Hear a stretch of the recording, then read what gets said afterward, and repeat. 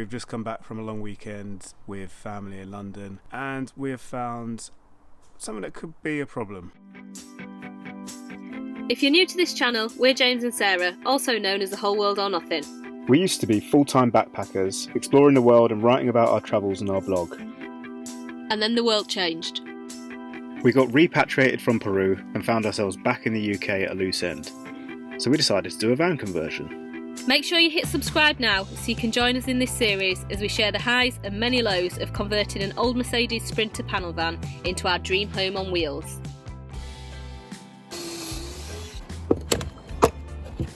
Now, before all the problems started, we were blissed out and super happy to be using our Craig to get some more building done in the van, as we made a start on framing out the bathroom walls.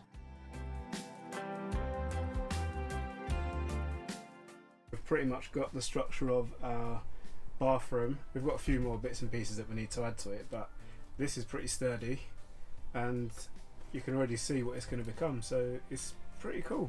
Yeah, I'm excited about it. Me and too. I'm impressed we got it quite square in the end. Well, as square as it can be for not a square or level van. Yeah, but this is the end of our week because we're going to see family for a long weekend, so we'll catch you next week. We've just come back from a long weekend with family in London. Opened the van, it's been raining for about 5 days I think, and we have found something that could be a problem. That might be an understatement. Yeah. This is the culprit. We've got a bit of water down in that corner. It might not look like much, but that could be the start of a very big problem. We need to discover exactly where it's coming from and try and stop that coming in. But in order to get to that little corner, we might actually have to take this entire panel off, and in order to take the panel off, we're probably going to have to disconnect the batteries and all the electrics because they are on pretty short cables, as you can see, and we're not even going to be able to move the panel without doing that, so it's actually quite a large job.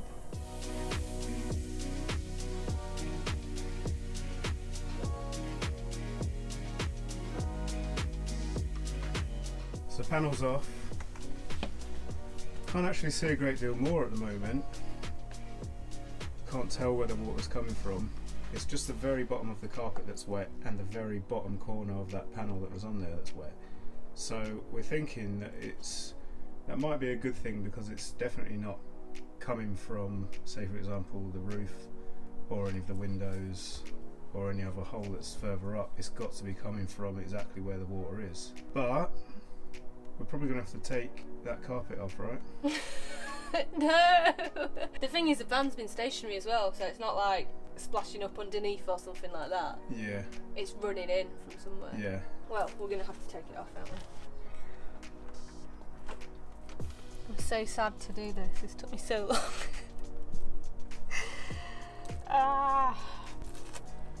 That's all wet. Oh, a hole there. The light's here, so this is all. There's like holes and stuff all at the back of here where it could be coming into here. Well, it seems like the water is only going back to about here. It seems to stop there, and beyond that is dry, so it is definitely just this corner, which is kind of good in a way because it means it's not running down from somewhere else, but we still don't know what's causing it. This is the lowest point of the van, just in terms of how the van's parked. The drive is on a little bit of an angle, and obviously the batteries are weighing this corner down a little bit as opposed to the rest of the van that's not got much weight in it. But I don't know how we're going to find out where the water's coming in. This is pretty much a disaster. Yeah, not only have it had to take all this up now that was already nice and neatly fitted and stuff, we don't actually know how to fix it. I've got to be honest, this is a pretty low point. I feel like we've had some bad luck with this van, and this is just another run in that series. Not only has it stopped us doing any more building, but until we fix the problem we just can't move on at all because it will rot, it's going to cause damp. You can't have a leak in the van. I don't really know what we're going to do. And it felt like we were just getting some momentum in the van as well. You know, we've had a few problems. We haven't had any problems for a little while. we'll just get into actually the exciting bit where we're starting to build stuff and pick out how it's going to look. And now this. Shut up! Okay, I've had a little wallow in my misery. It's not really helping anything. We've got the hose out, we're going to spray it on. Sarah's going to stay inside to see if she can see where a leak is coming from. Let's get this thing sorted.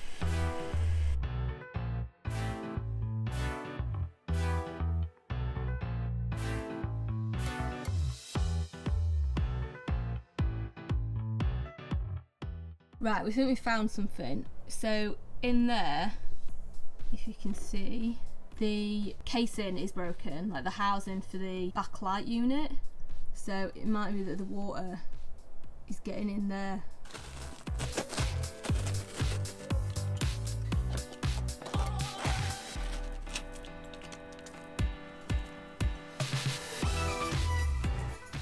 This is quite illuminating actually. I think I can see what the problem is. Well, I can see some rust for a start. Is it wet? It is very wet in there. There's rust on that. There's moisture getting in there, and that literally goes into the column where we have got a load of the insulation, and that is exactly the column where the water is coming out. Well, you can see water's just dripping out of there. This carpet is so wet, it's literally just like running out of the bottom of it. Even though we've not got a leak on this side and all that carpet seems perfectly dry and the plywood underneath as far as we can see, I thought we'd take this light column off to see what's happening. And as you can see, there's a big old rust there. We set about removing and treating all the rust and sealing up all the holes that went into the light column. Whilst we're waiting for all that paint and silicone to dry to put the bumpers back on and stuff, we're going to start making a template for the wall that is replacing the bulkhead between the cab and the living area. And to do that, we're going to need some big bits of cardboard and I think a lot of patience, because it's going to be pretty complicated. I'll show you why. First of all, the reason it's going to be difficult is because in order to even get access to the wall, you can see it's pretty close to that seat, or those two front seats. We're going to need to probably take them out, at least partially. I don't know how to do that yet. The other one should be alright, because I think we'll be able to just slide that forward quite far in order to get back behind it. You can see already there's a bigger gap, but these ones on the passenger side don't move at all. So that's going to be the first problem. Secondly, this bit here is all curved in, and it curves in at the bottom as well. So it's going to be quite an odd shape that we're having to cut out. And then thirdly, there's no piece of wood that we can buy that will fit across the width and the height of this wall. So we're going to have to do it in two pieces. I've got a feeling this might take a while. And whilst we're at it, I'm going to try and fix this seat belt that Sarah broke the other day. It's not retracting anymore, like just not at all. So I think we're going to have to pop this trim off and have a look at the actual mechanism if possible. These two clips are apparently connected to the braking system and then connected to the airbags. And I have heard that if you remove them and then turn the ignition on, then you'll get an error fault, an error code that you need to go to the garage to actually get reset. So, whilst we're working on this, we need to remember not to put the keys in the ignition whatsoever. Okay. There's a bolt in the central bit here, and I think that's the only thing that's now holding the seat on. Okay, so we've removed 3 bolts at the back, 1 on either side, 1 in the centre, and there's just 1 central bolt in the front. We have unclipped that airbag sensor, and I've actually cut the cable tie that was holding it onto the seat, because in order to take them out we need that loose, and I'll put a cable tie back on when we put it back in. And now it's the moment of truth. Hopefully all of this should just be able to lift out. Okay. Well, it's definitely free. You got it? Yeah.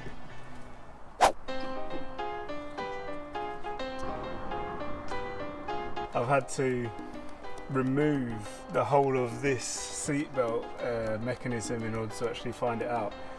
And it is what I first thought it was going to be. And it's that when I was installing these battens to the wall on the other side, I drilled through in order to actually secure them to the metal column here.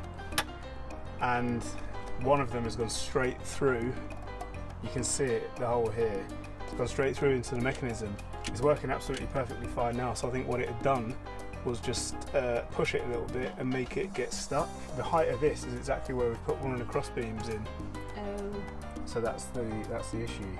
But we can use significantly shorter screws because they were way too long. So is that broken or not? It doesn't appear to be broken, no.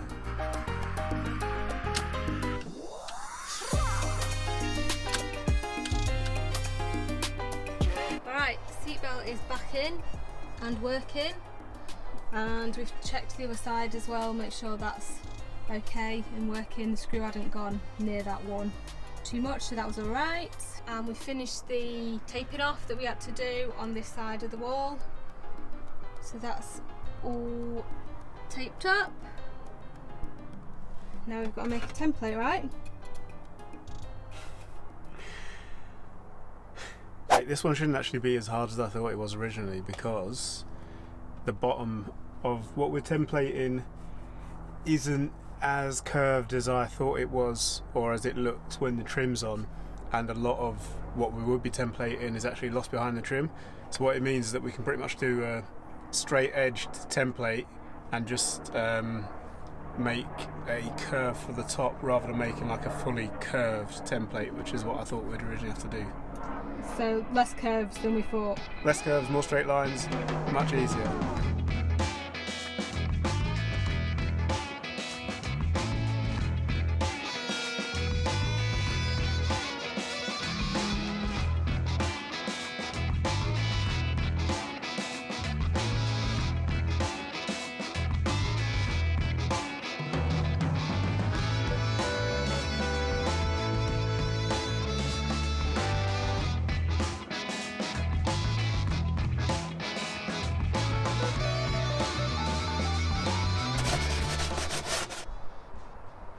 Feeling good about putting that in? No.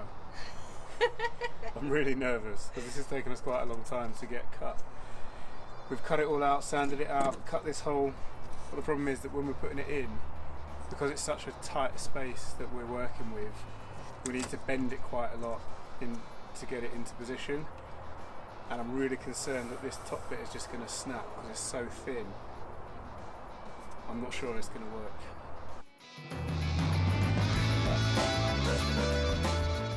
It went better than planned.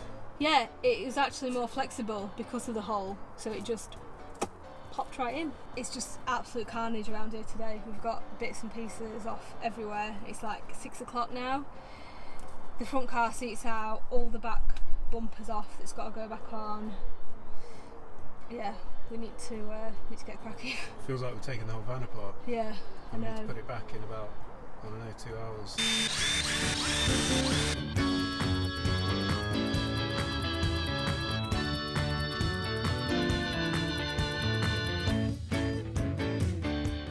After waiting until all the rust paint and silicone was dry, we reassembled the back bumper and side trims that we'd removed in order to sort out the leak, and replaced the cracked light casing with a brand new shiny one.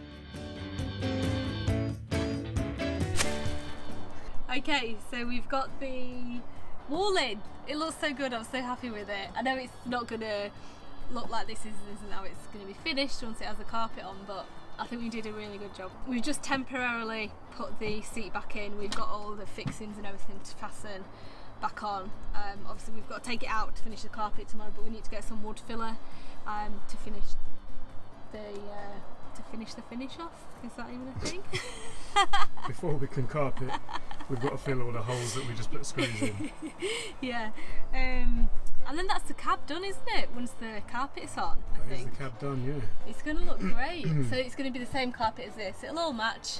It's going to look lovely. Catch you tomorrow. Okay, I've got my template done for there. What's going on in here? What I've done is filled all of this, all of the screw holes, just waiting for it to dry really. and then going to sand it all down so we've got a nice smooth surface to carpet over. As we were waiting for the filler to dry, we got to work on installing the Plywools for the bathroom.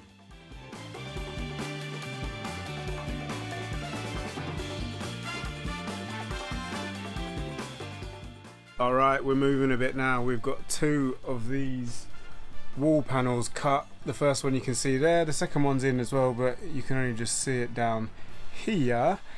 What we need to do now is get them secured in place. It has just started pelting it down outside, so we can't really do any more cutting because we need to do that outside. So we're just going to get these up. Hopefully we can get that done within the next, I don't know, hour or so. If it stopped raining by then, we might be able to cut the other walls. I don't know whether we've actually even got enough wood for that, so maybe not. If not, we've got the other job to do on the other side of that wall there, which is to sand down all of the bits that I filled earlier and to get that carpet on. Okay, time to get this carpeted.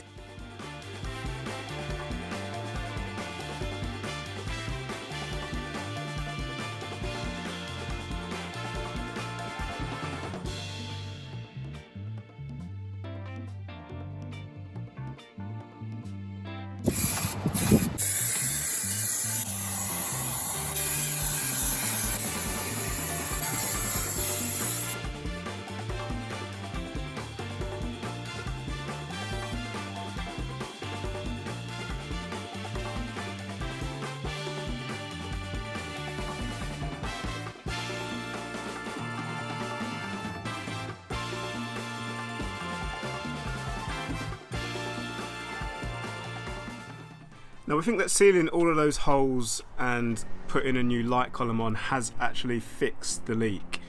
We've not had any water for about 2 days now, and it has rained a couple of times pretty heavily, so we're really hoping that that is actually fixed. Oh, that was the back door. What we're going to do just before we put the electrics back on is to test it with the hose. We're going to spray that all over the roof and just make sure once and for all that there's nothing at all getting in, and then we can put the carpet back on, and then we can get those electrics screwed back in place. Alright, it's had a good soak in, let's go check it.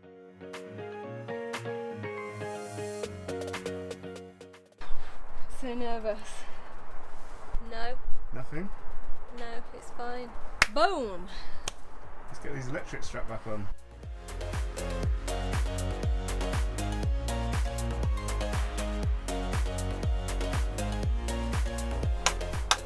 We are back to where we finished last week. Yay! This week started really on a difficult note. Felt like we pretty much dismantled everything that we had built in the van already, and we have spent the week slowly trying to put it all together. We have got a few other bits and pieces done that make the van look a bit more like it's getting somewhere as well. So we're feeling alright now. Well, that's it for this week, friends. It was a slightly longer one today, so let us know down in the comments what you thought. Did you enjoy it, or were you bored to tears? But whether you loved it or hated it, please just bash that thumbs up button and do any complaining that you've got with your words, alright? Deal? If you're not already subscribed, then do that too. It's free. And make sure you tap the little alarm bell so you get notified every time we post a new video. Next week, we're installing our battery-to-battery charger, which Sarah totally understands, but it's basically voodoo magic to me, so it will be the Sarah's Electric show once again.